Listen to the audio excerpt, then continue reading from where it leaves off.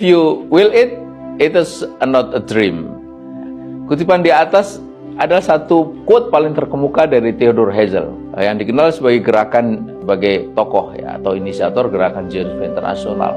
Dia menolak keras tudingan orang-orang Yahudi ketika itu yang sangat skeptis terhadap gagasannya tentang pentingnya pendirian negara Yahudi yang dikatakan oleh mereka itu sebagai mimpi.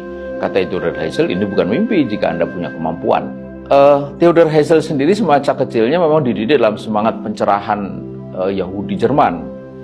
Hanya mengapa dia sampai pada gagasan tentang pentingnya negara bagi komunitas Yahudi? Nah, ini yang menarik. Ini tidak bisa dilepaskan ternyata dari apa yang ia lihat pada peristiwa Dreyfus di tahun 1894. Di mana ketika itu Yahudi di wilayah Kekaisaran Rusia dan di sebagian Eropa Timur mengalami banyak sekali penindasan.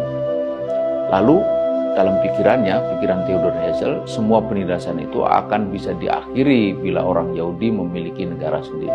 Masuk akal sih ya.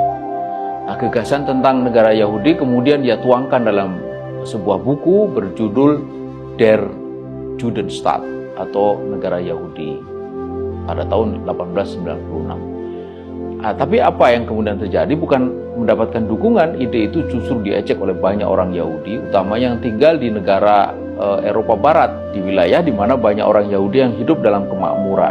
Theodor sendiri sebenarnya tidak sempat menyaksikan berdirinya negara yang diimpikannya itu, karena dia sudah keburu meninggal pada tahun 1904, kurang lebih sekitar 7 tahun sejak ia melontarkan gagasan tentang pentingnya negara Yahudi. Jadi praktis dia tidak terlalu banyak bekerja atau berbuat untuk cita-citanya itu. Tapi meski begitu, saudara, komunitas Yahudi sangat menghormati, sangat menghargai Theodor Herzl, karena dari gagasannya itulah kini benar-benar berdiri negara untuk orang-orang Yahudi. Sebuah cita-cita yang di awal dulu banyak dianggap sebagai mimpi. Nah, kemudian dalam deklarasi kemerdekaan Israel tahun 1948, Herzl lah satu-satunya tokoh yang namanya disebut secara khusus dan kemudian diberi julukan sebagai the father of the Jewish state, bapak negara Yahudi. Nah, saudara, jika kita membahas tentang pentingnya kembalinya kehidupan Islam, di mana di dalamnya diterapkan syariah secara kafah di bawah naungan daulah khilafah untuk terwujudnya kembali izul Islam wal muslimin, ini tentu bukanlah sebuah mimpi. Ini adalah sebuah kewajiban yang sangat agung. Para ulama sendiri menyebut sebagai tajur fulud atau mahkota kewajiban. Jikapun ia disebut sebagai cita-cita, ia adalah cita-cita yang memiliki dasar yang amat kokoh dalam ajaran Islam.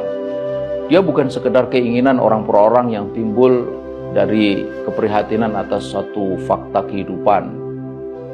Lagi pula, ia juga pernah terwujud kan di masa lalu dalam bentangan waktu yang sangat panjang. Para sejarawan menyebut lebih dari 700 tahun itu sebagai the golden age atau abad keemasan Islam.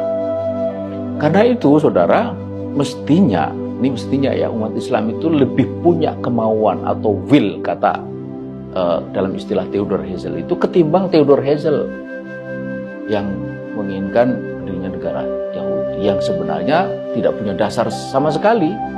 Tidak ada di dalam Taurat, tidak juga di dalam sejarah. Tidak ada satupun ayat dalam Taurat itu yang katakanlah bisa dijadikan sebagai rujukan tentang apa yang dikatakan sebagai negara Israel Raya yang diklaim oleh para pengikut Zionis itu, seolah Tuhan sudah menandatangani peta wilayah yang membentang dari sungai Eufrat sampai sungai Tigris sebagai rumah mereka. Tapi itulah mengapa negara Yahudi dilontarkan oleh Theodor Herzl itu ditolak mentah-mentah oleh komunitas Yahudi internasional karena dianggap tidak punya dasar.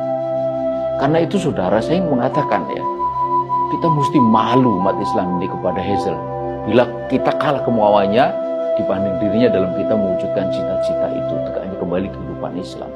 Bagaimana bisa umat Islam yang disebut oleh Allah itu sebagai khairul ummah kalah mental dibanding dengan orang yang tidak beriman kepada Allah, tidak beriman kepada Nabi Muhammad, tidak beriman kepada Al-Quran, tidak beriman kepada hari akhir, tidak pula beriman juga kepada syariatnya, bahkan banyak di antara mereka sangat membenci ajaran Islam. Nah, bila umat Islam tidak punya kemauan untuk mewujudkan cita-cita mulia itu, memang semua yang yang menjadi cita itu akan berakhir sekedar mimpi. Seperti kata Theodor Herzl, if you do not will, a dream it is. Kalau tidak ada kemauan, semua tadi itu menjadi mimpi.